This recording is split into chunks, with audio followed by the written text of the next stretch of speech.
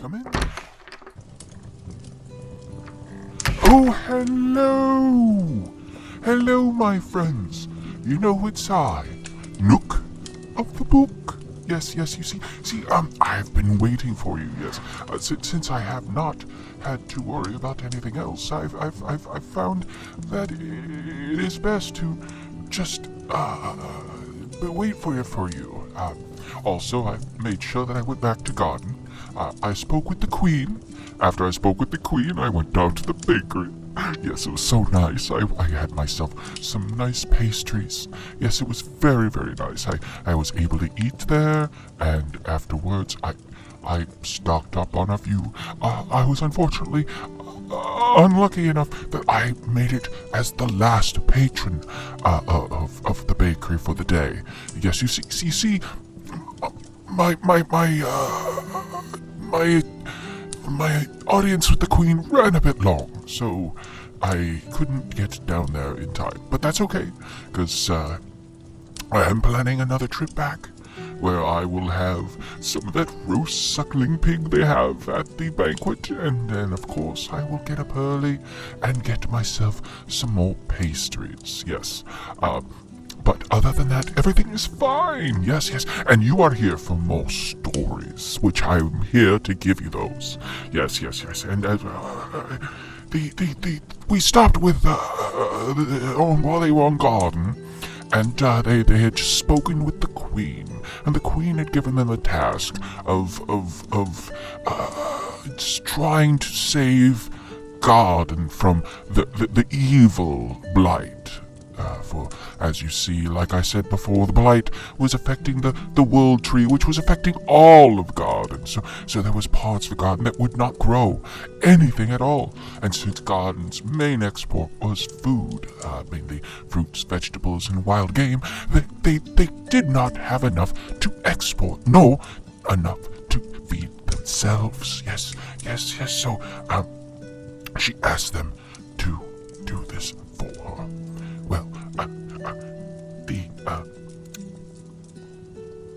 the group decided to continue with their merchandising, going out and finding items for the ship, and they came across a new building that was in the merchant district, called it was called Yodel's Doodads. Yes, it was run by a little goblin man, and he told everybody. Yes, I said, was he a goblin, or was he a gnome?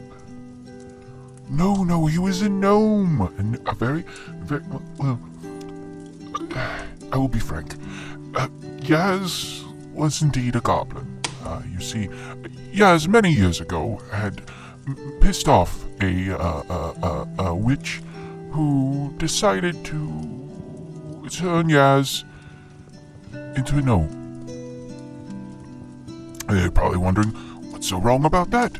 Well, when you live in a place that is mostly considering goblinkin, and you lived in a very nice house in the Goblin District, and now that you're a gnome, you cannot go back there.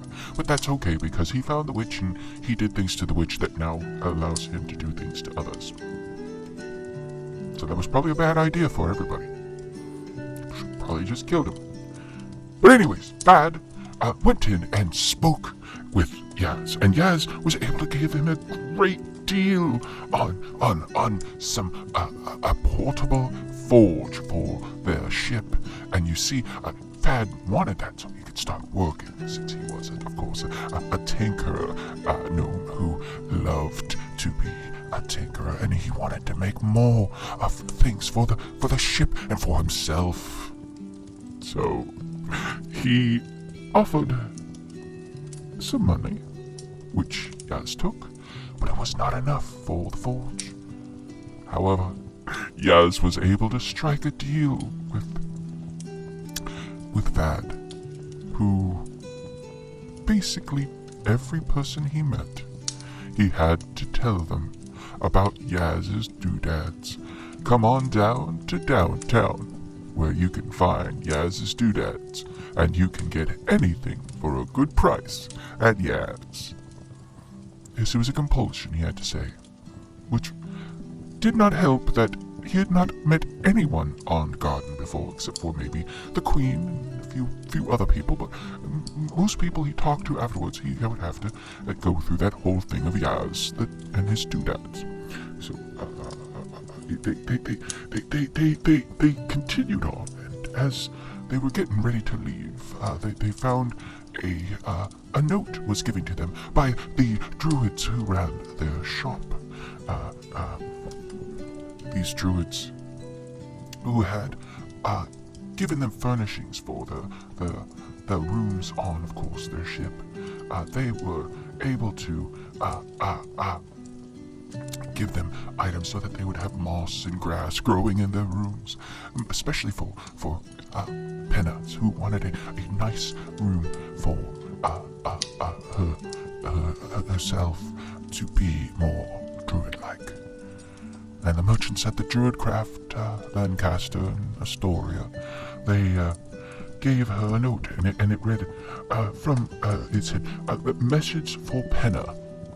The Gilded Grove feels the great tree is calling for help. Please come to meet us, so we may have a chat.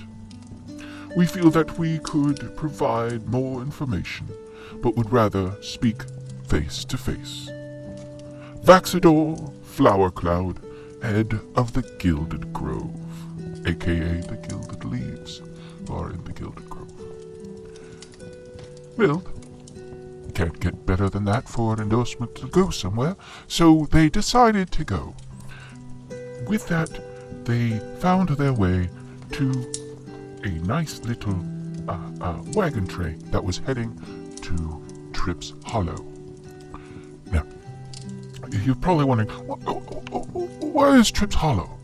Well, Tripp's Hollow is a point between the Gilded Grove and downtown. It's deep in the forests of Garden, in a very wild place. You see, many years ago, there was a elven stronghold on that side, and that's where people could land their ships and what have you, and trade closer to the Gilded Grove. However, the elves, being the astral elves, high twats that they are, they basically abandoned it. However, one elf did stay behind. He decided to stay because he wanted to make sure that there was some sort of settlement there. And because of that, Tripp's Hollow grew to a small settlement that had a few stores, an embassy for the Queen, but other than that, it's really not much. More of a rest stop before heading to the Gilded Grove. So yes, that was more of a rest stop. So, but we may not get to Tripp's Hollow. Well, you see, it took them quite a while to get to Tripp's Hollow. They ended up fighting a mimic. You see, after the first day of being on the road, they noticed that out of the 10 wagons that were with them, that there was actually 11. And they didn't know what it was. So they investigated and found out it was a mimic. An evil mimic that they had to fight, and they fought it, and they then afterwards started to get a great fear of things being mimics when they may or not be mimics, which is something that you should always be afraid of, because you never know when something's a mimic. You know, you could buy a new car or a new wagon or a pair of pants, and then you go and you put them on, and next thing you know, you're screaming as he bites into your butt, and you're like, "No, Mr. Mimic, I thought you were pants," and they're like, "Blah blah blah blah blah blah blah," and you're like, "Oh, Mr. Mimic, stop that, and that's surely what I told the police, and not that was a transaction between and a mimic prostitute. That was definitely not what happened. It was I was accidentally buying mimic pants, and I didn't know it was a mimic, and that $20 that was in its side pocket was not from me. It was from the person who had them before." Anyway, as I was saying, after they fought the mimic, they continued on. They looked for those who had ran off before, and they could not find them for many days until they came across a spot where they met up with some people who were asking for help. You see, they found some hobgoblins that were getting ready to perform some dark magic, and there they also met up with another friend who, as you would know, joined them much later on as well, once they made it to, of course,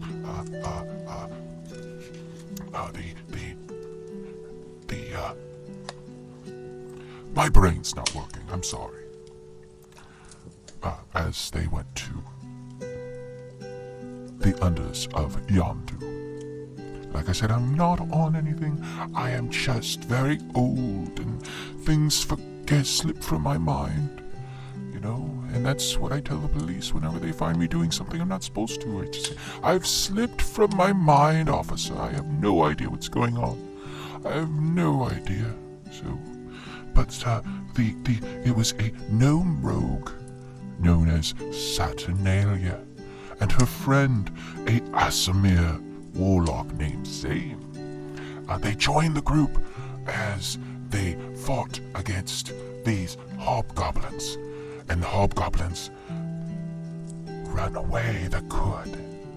You see, they had a priest among them, one that our friend Teros knew, one that Teros knew quite well. For you see, this hobgoblin had fought and hurt those in Teros's village. His name was Movok, and with him was a warlock who worked with him called Zervog the Mask. These two escaped the clutches of our brave heroes and left. The group searched the area, looking for a way to find where their prey had escaped them. However, Thad, being Thad, found a hole and jumped into it, which led him down into the deep warrens of the hobgoblin base. There he was captured and taken into a hold where a human man, and several goblins had been locked away.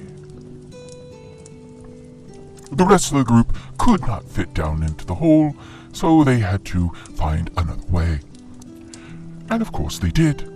And once they found their way down into the hobgoblin warren, they made their way to Thad and the others. They were, of course, included with Miss Pippi Bloodfire, the paladin. She herself followed the group down into the warrens, and together they were able to destroy Zervag and Morvolk. The goblins were so happy and thankful for what they did that they offered the group to join them in their revelry of escaping the clutches of the evil hobgoblins. Flannery picked up a sword that was left behind by Morvolk and stuck it in his sheath. The group met back up with the wagon train, and of course the friend Blue, who had stayed behind to help protect those on the wagon train. They continued with their newfound goblin friends until they came across a small village that, as told by the leader of these goblins, the human male, he told them that this was his home. The village of the outcasts. this was a village filled with outcast peoples and goblins, people who, some of which had fought in the war against the orange asshole and his friend, the Epstein. Yes, they fought, and instead of staying in downtown, they decided to go back into the woods and eke out a living there. Which is fine, They didn't want to take in politics, which was totally fine. There, our friends had a wonderful time enjoying the food, the drink, everything that they could get their hands upon. It was just a wonderful sight. Flannery and Joe Rock got themselves totally plastered. Yes, they were so drunk that when they woke up the next day, they had no idea that they had spent the night with a young goblin woman. Yes, you see, goblins normally mate for life. Yes, that's what they normally do. You see, they mate for life, and when they decide to take a mate, they either do it in combat, in love, or they just, get them drunk, have their way with them, and then just, have a wonderful, wonderful time. So yes, you may have already noticed or guessed who the goblin women were.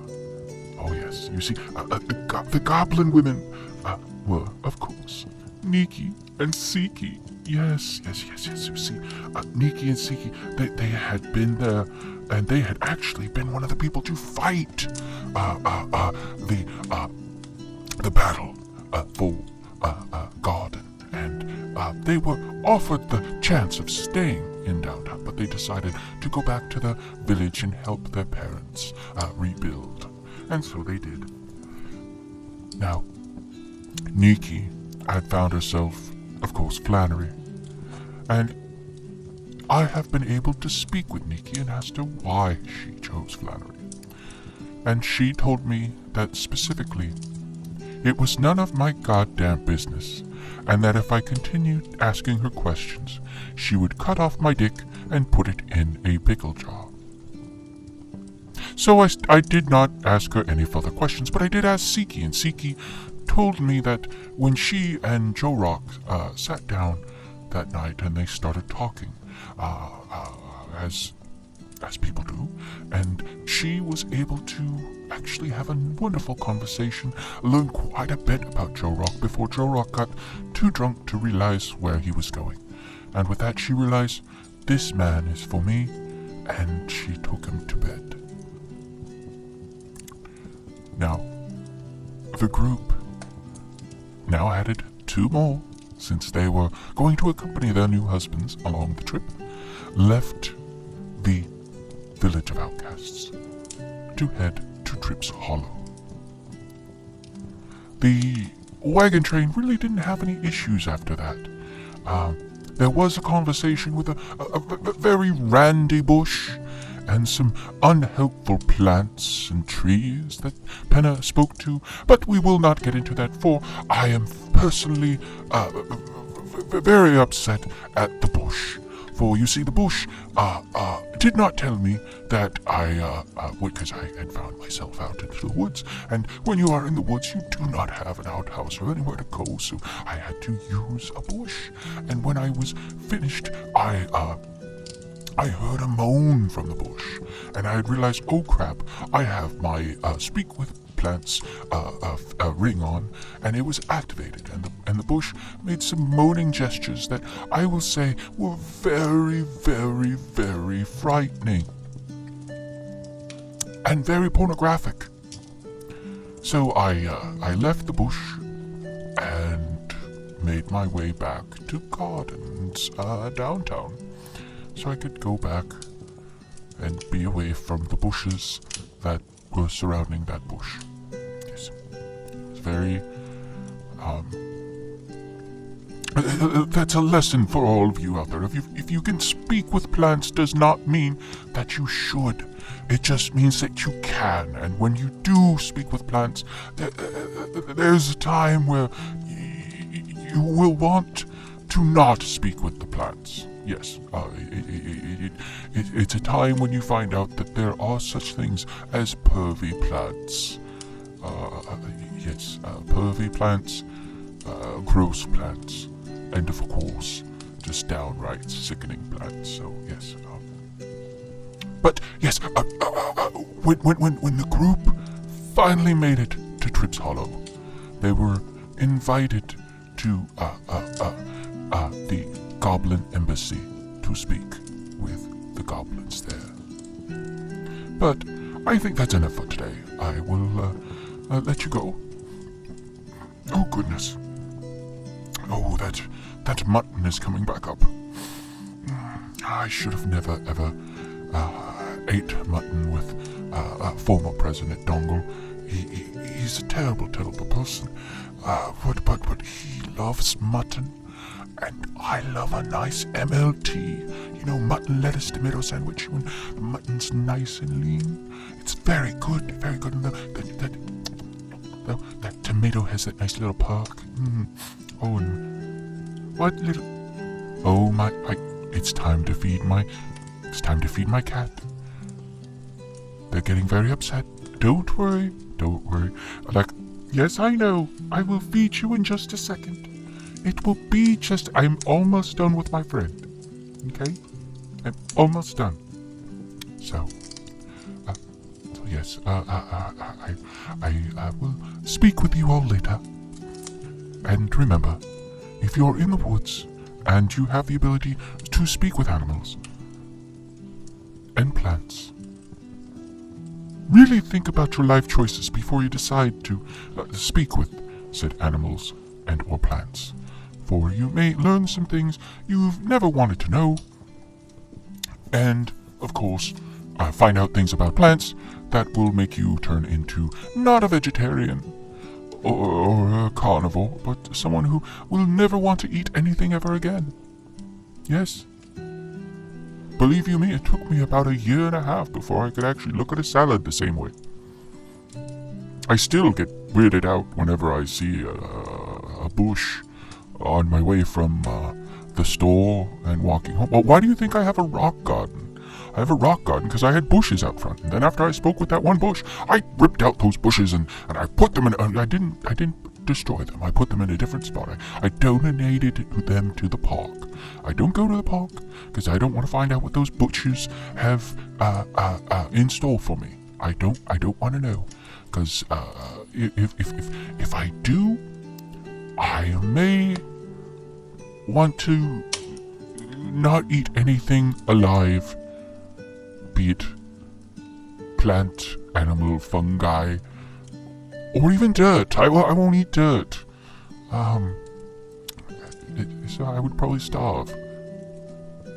Oh, that sucks. Anyways, you all have a wonderful, wonderful week, and I will see you next week again in my library. Until then, this is from Nook of the book.